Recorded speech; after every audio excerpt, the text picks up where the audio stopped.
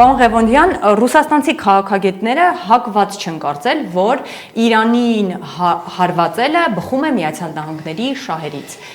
Կգնա արդյոք այդ քայլին, թե ռուս փորձագետների կարծիքը կիսում եք։ Ես կիսում եմ կարծիքը, որովհետև Իրանը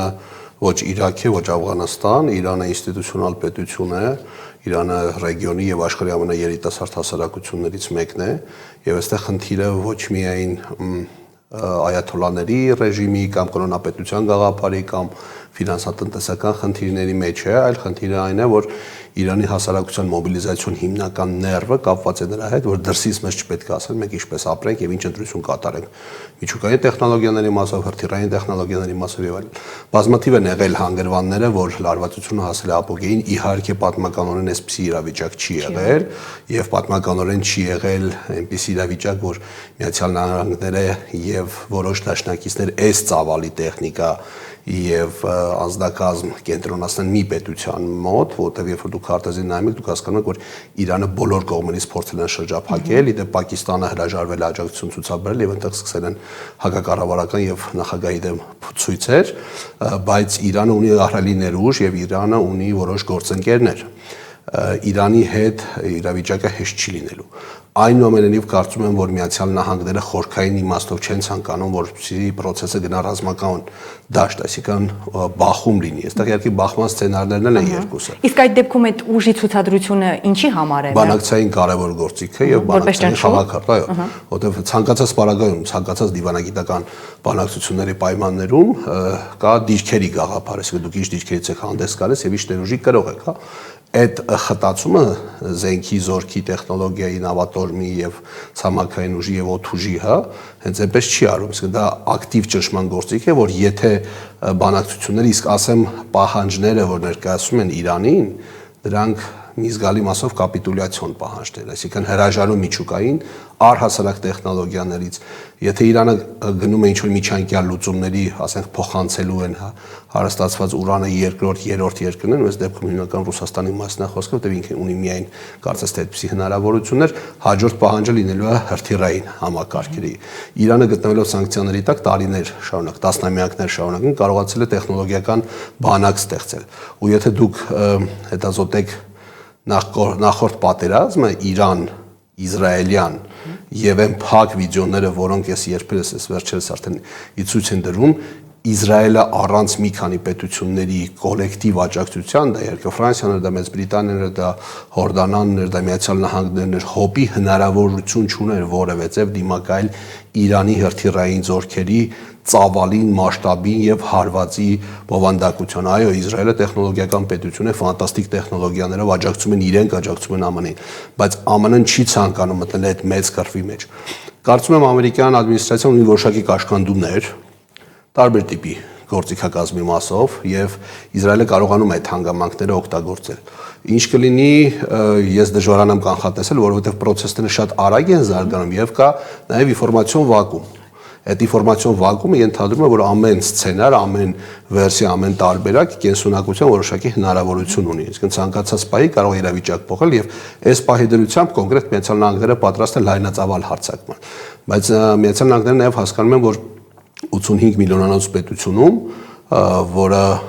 քաղաքական առումով Իրան գաղափարի կրող են, էթնիկ առումով տարբեր են, իրանք խրվելու են Վիետնամից ավելի վատ։ Այսինքն ցամաքային օպերացիայի հետ կապված ունենալու են մեծագույն խնդիրներ։ Դրա համար շատ խոսում է էլիտաներին հարվածելու, կոնկրետ թիրախների հարվածելու մասով։ Դիտարկենք մի քանի հանգամանք, հրապարակային եւ ոչ հրապարակային, ահռելի ծավալի տեխնիկա է մտել Չինաստանից եւ Ռուսաստանից Իրան։ Իրանը պաշտպանական մի շարք գործողություններ է իրականացնել, վերականգնողական գործողություններ է իրականացնել նախորդ պատերազմից խոցված մի շարք թիրախների մասով, որ ենթադրում են, որ հարվածի տակ է լինելու։ Ասեմ, որևէ մեկը մեծ հաշվով չի ցանկանում, որ Իրանում տեղի ունենան process-ներ, այդպիսի ռազմական, որտեղ Իրանը հարվածելու է բոլորին։ Եվ դե այդ մասին ինքը հայտարարել է։ Եվ դրա համար մի շարք պետություններ ասում են, որ մենք այս ավանտյուրային, այսպես ասած, որևէ պարագայում չենք մասնակցում, ուղղակի Իրանի հետ չեն ձգի։ Իրանը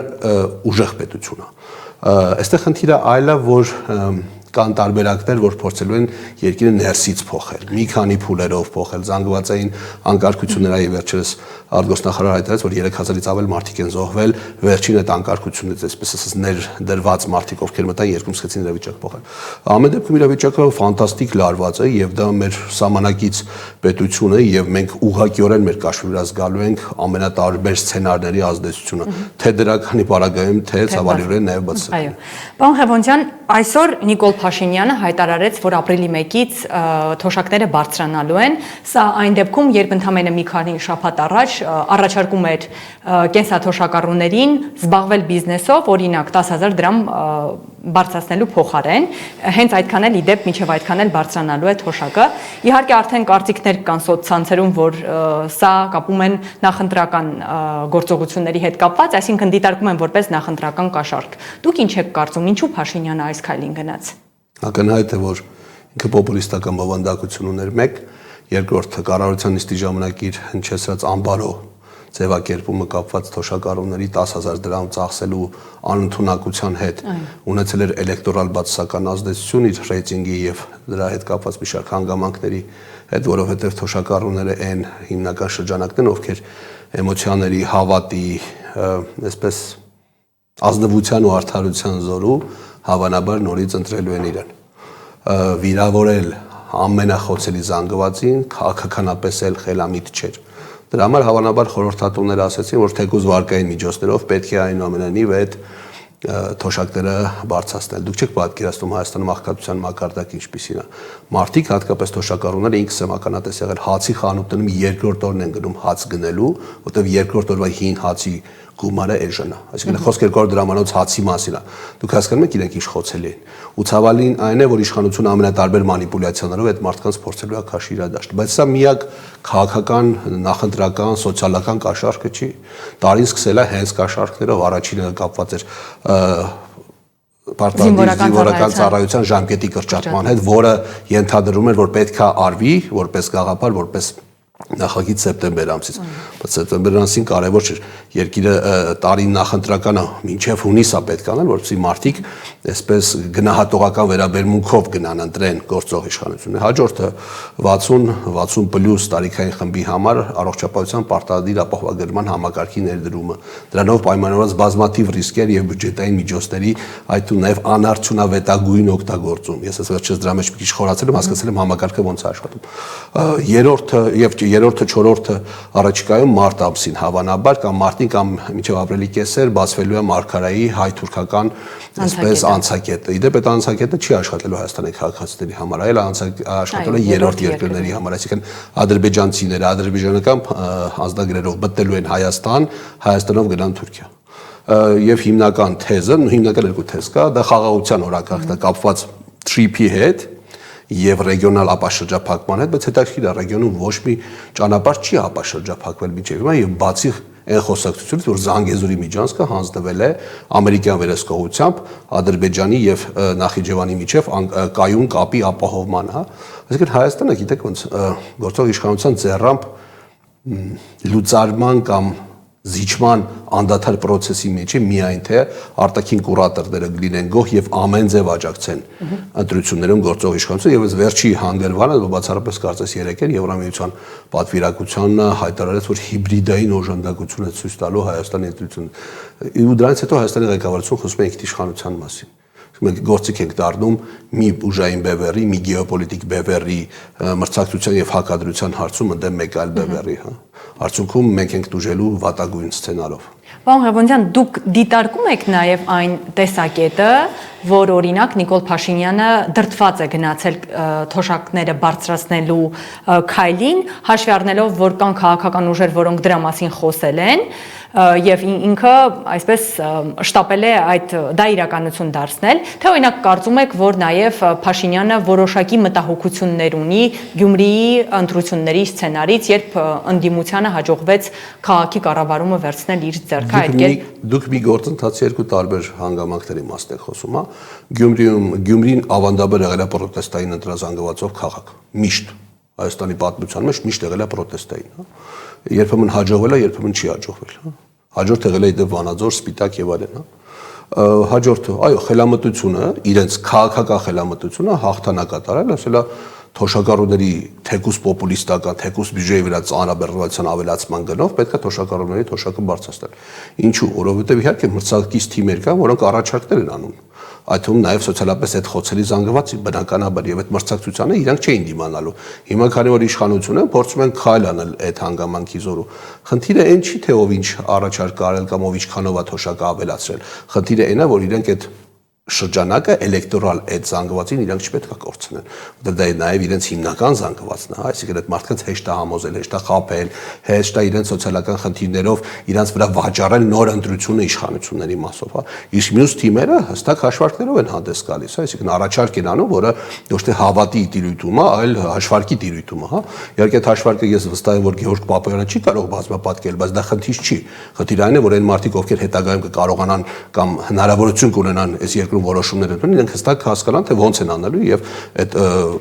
առնվազն մի հանգամանք պետք է ֆիքսել։ Հայաստանում թոշակը պետք է լինի նվազագույն կենսապահովման զամբյուղի չափ, ուրիշ այլընտրանք չպետք է լինի։ Այդ այլընտրանքով հանդես են գալիս խմբեր, իսկ Նիկոլ Փաշինյանը հասկանում է, որ շահեկան չէր այն իր թեզը, ինչ որ կառավարության ժամանակ ինքը հնչեցրեց։ Հիմա Գյումրիի մասին դուք ինչ եք կարծում, հաշվի առնելով ՔՊԱ-ականների վերջին օրերի ելույթները, մտահոգված են, որ կարող է ընդդիմադիր այդ քաղաքի, ավելի ճիշտ հայրաքաղաքի, որտեղ իշխանության են եկել ընդդիմությունը, մտահոգություններ ունի դրա կրկնությունից եւ արդյոք օրինակ այնինչ վերջին օրերին կատարվում էր Բարգավաճ Հայաստան կուսակցության առաջնորդի նախկին падգամավոր Գագիկ Ծառուկյանի շուրջ, տեղավորվում է հենց այդ տրամաբանության մեջ։ Դրանք երկու տարբեր process-ներ են։ Առաջինը, այո, գործող իշխանությունը լարվածության ներվի զգացում ունի, որովհետև հասկանում է, որ առնվազն երկու հիմնական թիմ, մեծ հաշվով ընդդիմադիր երկու թիմ, դա Հայաստան դաշինքը, ես չգիտեմ, այս դաշինք ֆորմատով կմասնակցեն, թե հետագայում շուտ որոշում կփոխվի, եւ ուժեղ Հայաստան կուսակցությունը նոր ձևավորվող, բայց դեռևս չգրանցված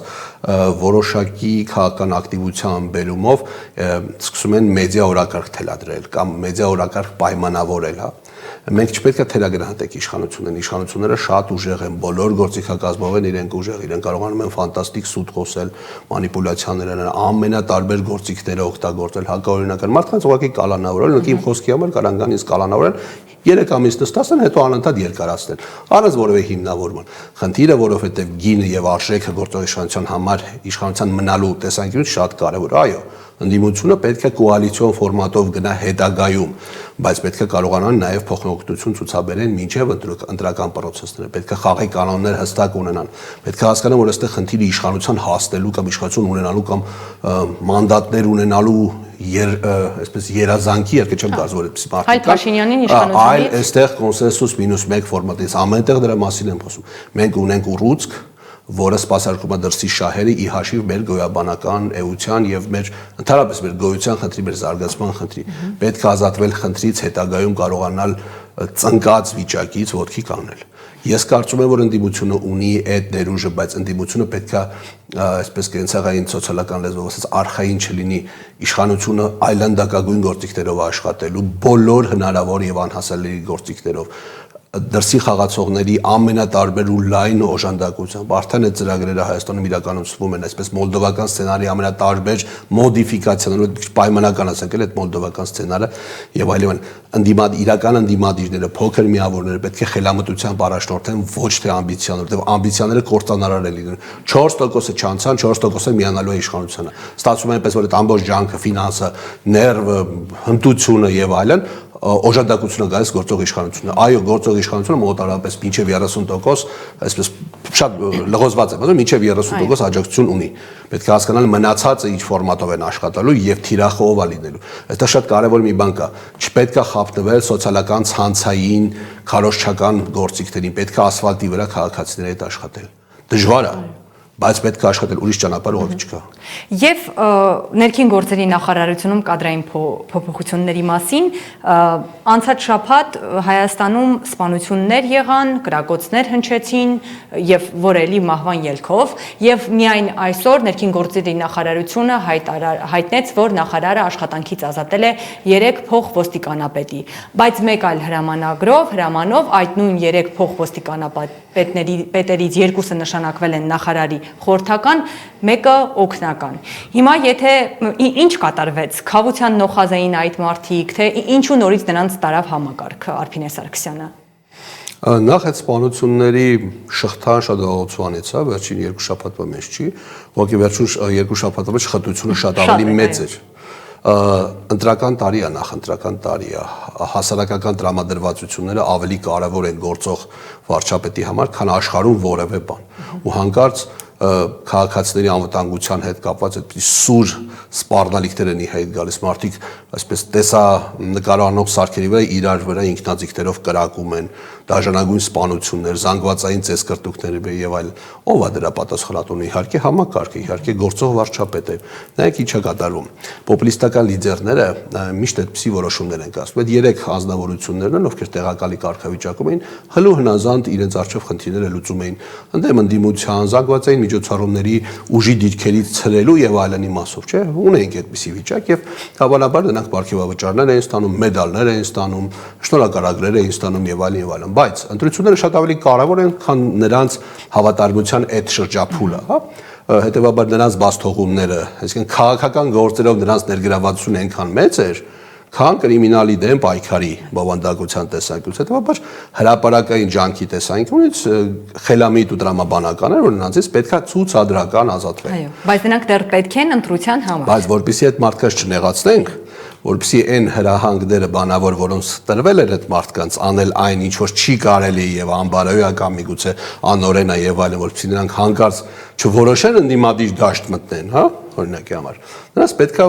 այսպես ասած, գործից հանել, բայց ուրիշ գործի տեղավորել։ Ասեն, որ սա նոր գործիքակազմ չի, բայց պոպուլիստական փոքրիկ բռնապետիկի, այսպես գործիքակազմի ատրիբուտներ են, հա։